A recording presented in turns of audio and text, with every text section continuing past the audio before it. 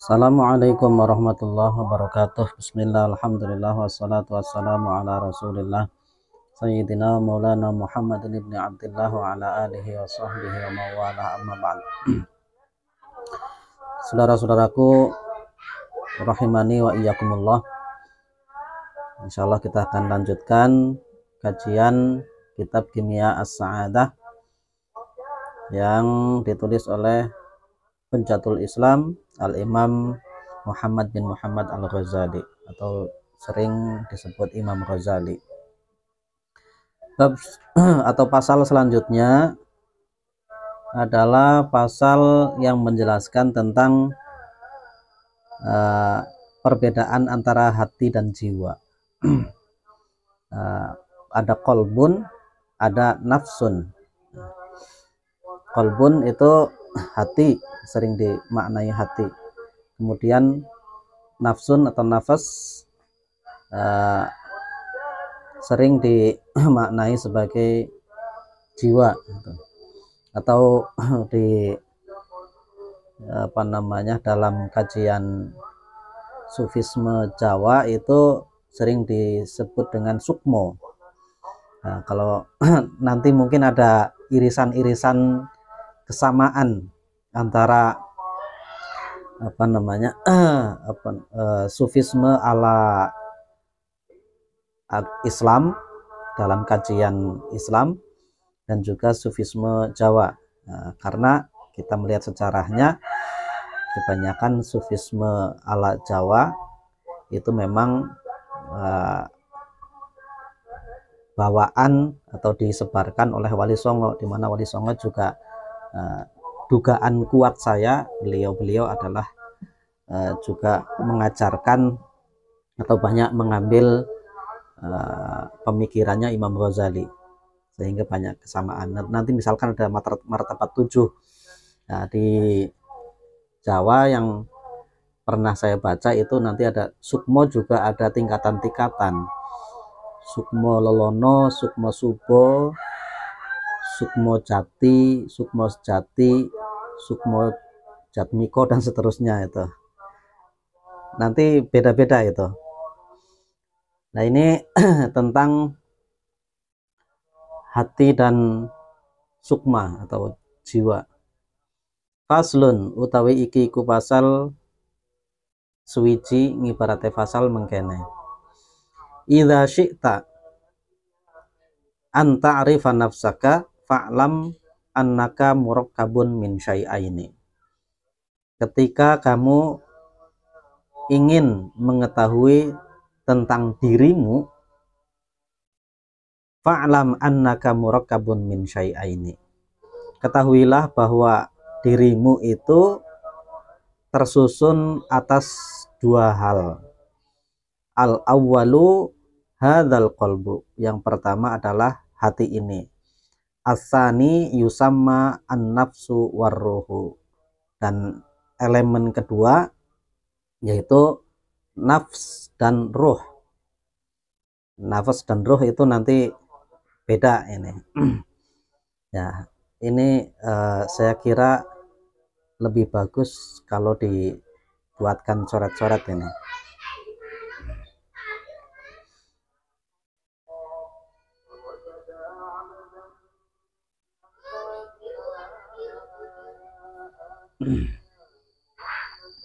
Jadi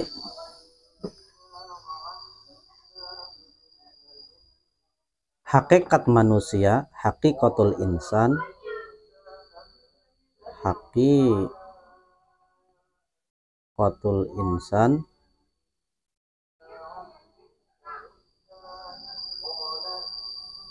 jadi pada bab sebelumnya bahwa hakikat manusia menurut Imam Ghazali itu kan bukan jasmani ini, tapi yang ruhani. Jadi manusia itu kan terdiri dari dua unsur jasmani dan ruhani. Nah, yang hakikat adalah yang ruhani ini. Bahwa hakikatul insan itu terdiri dari dua. Yang pertama adalah al-qalbu.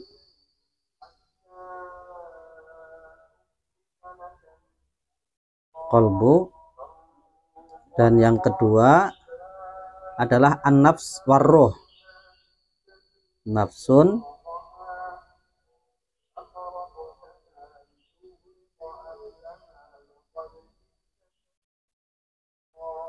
dan roh.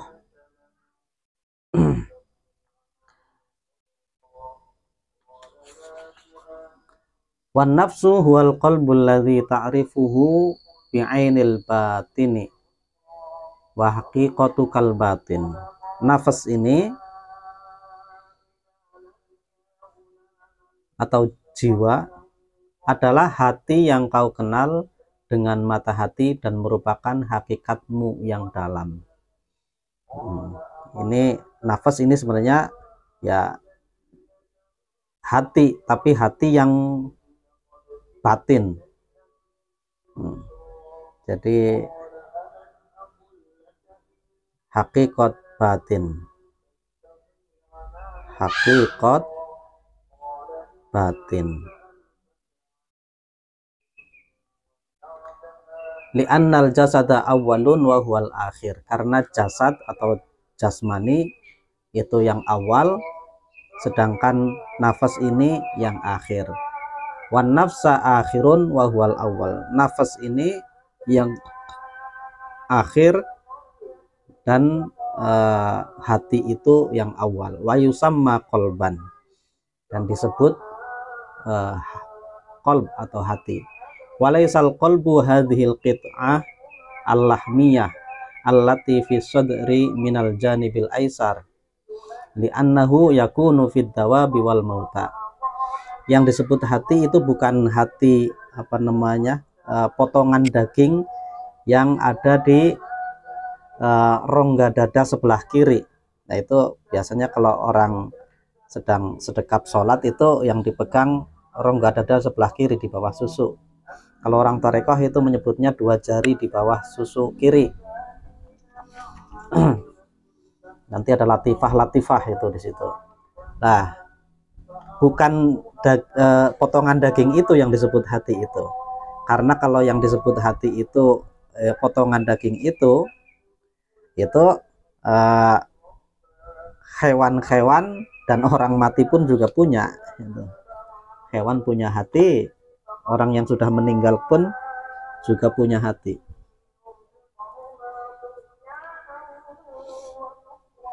Akan tetapi qalb ini sebenarnya dibagi 2. Jadi ada qalb zahir,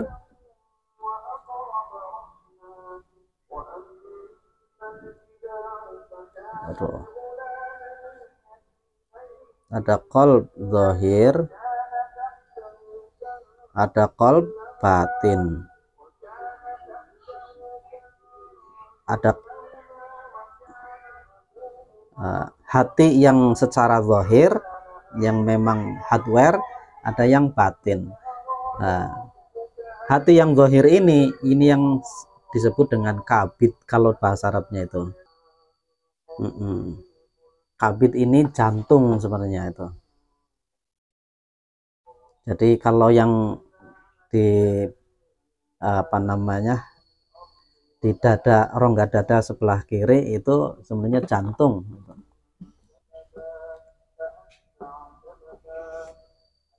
Orang Arab itu menyebut qalb itu, kalau qalb itu di kedokteran sebenarnya yang disebut adalah hati. Kalau orang Inggris itu liver itu. Makanya Liverpool itu kolam hati. Nah, liver itu, kalau hati yang itu sebenarnya liver. Nah, kalau qalb ini sebenarnya adalah jantung, itu yang disebut itu. Terus ada qalb yang batin. Qalb yang batin itu yang disebut dengan hakikoh batin, yaitu nafas. Qalb batin ini, nafas ini sama. Qalb batin dan nafas itu sama. Jadi hati yang zahir itu adalah jantung tempatnya, sedangkan nafas adalah hati yang batin.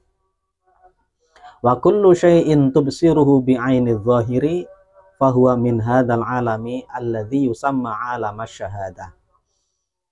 Setiap sesuatu yang kamu lihat dengan mata lahir, maka ini adalah termasuk alam zahir, alam yang disebut alam syahadah. Kalau melihatnya dengan hati ini, maka alam syahadah, alam syahadah, alam yang dilihat dengan hati zahir, dengan mata kepala, dengan sesuatu yang bersifat zahir, fisik gitu. Wa amma haqiqatul qalbi falaisa min hadzal alam. Akan tetapi hakikat qalbu, hakikat hati ini bukan dari alam syahadah, lakinnahu min alamil ghaibi fahuwa fi hadzal alami gharibun. Nah, akan tetapi qalb yang batin ini adalah dari alam ghaib, yaitu nafsu ini dari alamul ghaib. Jadi ada alamul ghaibi wasyahadah. Dan ini adalah alam yang asing. Watil kal qit'iyah al-lahmiyatu markabatun. Sedangkan hati yang zahir ini, yang berupa segumpal daging, itu adalah tunggangannya, kendaraannya. Wa kullu a'dha'il jasadi asakiruhu. Sedangkan semua anggota badan adalah pasukannya. Anggota badan itu ya tangan, mata, kaki dan sebagainya. Wa huwal malik. Dan hati yang batin itu adalah malik. Makanya kalau orang Jawa biasa nyebutnya batin. Nah, batin itu maksudnya adalah jiwa, itu hakikoh batin, hati yang batin. Nah, orang mau melakukan sesuatu biasanya batin dulu. Kepengen makan, maka pasukannya kakinya jalan, terus tangannya mengambil makanan, kemudian mulutnya mengunyah dan seterusnya. Itu pasukannya. Jadi keinginannya itu dari hati yang batin. Wa ma'rifatullahi wa musyahadatu jamalil hadrati sifatuhu. Dan ma'rifatullah dan musyahadah, atau melihat keindahan hadirat Allah Subhanahu wa taala, itu menjadi sifatnya. Sifat hati yang batin atau nafas atau sukmo.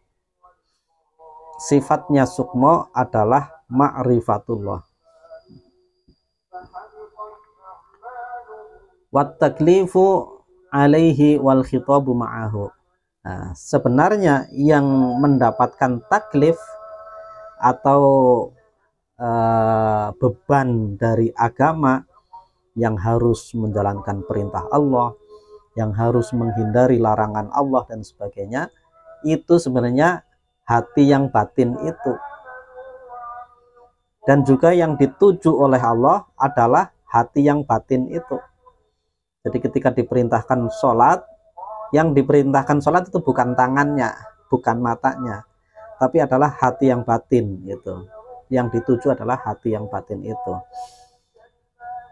Walahu thawabu wa alaihil iqab. Dialah yang mendapatkan pahala dan dia juga yang mendapatkan siksa. Makanya di dunia pun sudah mendapatkan, misalkan orang itu baru melakukan kejahatan, maka jiwanya akan merasa bersalah. Itu dihukum oleh Allah, itu sebenarnya hukuman itu. Nah, begitu juga ketika orang itu baru berbuat kebaikan, menolong orang, beramal soleh, pasti ada kebahagiaan. Nah, bahagia itu yang ada di jiwa itu. Wasa'adatu wasyaqa'u talhaqanihi. Kebahagiaan dan kesengsaraan itu yang menemuinya. Jadi yang didapatkan, yang mendapatkan kebahagiaan dan kesengsaraan itu jiwa sebenarnya, itu bukan hati yang zahir, tapi hati yang batin itu. Warruhul hayawaniyu fi kulli syai'in tabi'ahu wa ma'ahu. Dan ruh hewani di setiap sesuatu itu mengikutinya dan bersamanya. Nah, ini keterangan tambahan ruh hewani. Nanti ada ruh yang macam-macam. Nanti yang di sini Imam Ghazali menyebut ruh hewani itu selalu mengikuti dan bersama dengan jiwa itu. Wa ma'rifatu haqiqatihi wa ma'rifatu sifatihi miftahu ma'rifatillahi subhanahu wa ta'ala. Mengetahui hakikat nafas ini, jiwa, dan mengetahui sifat-sifatnya itu adalah kunci dari ma'rifatullah subhanahu wa ta'ala. Makanya kalau kepingin ma'rifatullah, kuncinya adalah memahami, mengetahui nafas ini dan mengetahui sifat-sifatnya. Nah, tangga pertama untuk ma'rifatullah adalah memahami nafas ini dan mengetahui sifat-sifatnya. Nanti akan disebutkan di bab selanjutnya apa sifat-sifat nafas ini. Nah, kenapa ini perlu dipahami sifat-sifatnya kalau orang itu kepengin naik kepada tangga-tangga ma'rifatullah. Maka dari itu fa'alaika bil mujahadati hatta ta'rifahu li'annahu jauharun azizun min jinsil malaikati. Maka dari itu wajib atau baik atas kalian, sebaiknya kalian itu bermujahadah, bersungguh-sungguh, sehingga kamu mengetahui bahwa nafas itu adalah jauhar, jauharun azizun, unsur yang mulia, min jinsil malaikah, dari jenisnya malaikah. Wa aslu ma'dinihi minal hadratil ilahiyati. Dan sumber asal nafas ini adalah dari hadrat ilahiyah, dari sumber dari Tuhan, dari Allah Subhanahu wa taala. Min dzalikal makani jaa wa ila dzalikal makani ya'udu. Dari nafas ini kita datang dan kepada nafas ini kita kembali. Inna lillahi wa inna ilaihi raji'un. Nah, kembalinya nanti adalah ke hadrat ilahiyah yang ada di nafas ini. Nah, ini apa namanya, memang harus dipahami betul sebelum jauh nanti melangkah ke apa namanya, penjelasan-penjelasan yang lain. Kesimpulannya, hakikatul insan itu terdiri dari dua, yaitu qalb, nafas, dan roh. Qalb itu dibagi ada dua, ada zahir, ada batin. Qalb yang batin ini sama dengan nafas atau jiwa atau sukma dalam kajian sufisme Arab, sufisme Jawa. Nah, sedangkan roh itu nanti pembahasannya sendiri di bab selanjutnya. Nah, orang kalau hanya melihat dengan qalb zahir itu baru menyaksikan alam syahadah dengan mata dan sebagainya, karena melihatnya hanya dari sisi fisik. Nah, kalau bisa melihat dengan jiwa itu baru bisa melihat alam alamul ghaib. Nah, makanya nanti ada istilah esensi dan substansi atau materi dan substansi. Kalau kita melihat seseorang itu dari wujud fisiknya saja, itu berarti kita hanya melihat dari materinya saja, materi yang dunia material atau alam musyahadah. Nah, kalau kita melihat dari substansinya, itu kita baru bisa melihat dari alamul ghaib. Nah, kita melihat yang dilakukan orang mencangkul saja, itu ya berarti baru melihat dari sisi alam musyahadah. Kalau kita melihat dari sisi substansinya, siapa yang menggerakkannya, terus kenapa dia itu mencangkul dan sebagainya, kita lebih ke substansinya, kenapa dia mencangkul. Saya hanya ngomong. Nah, itu berarti nanti kita masuk dalam alamul ghaib, melihat sesuatu yang lebih substansif. Wallahu a'lam bishawab.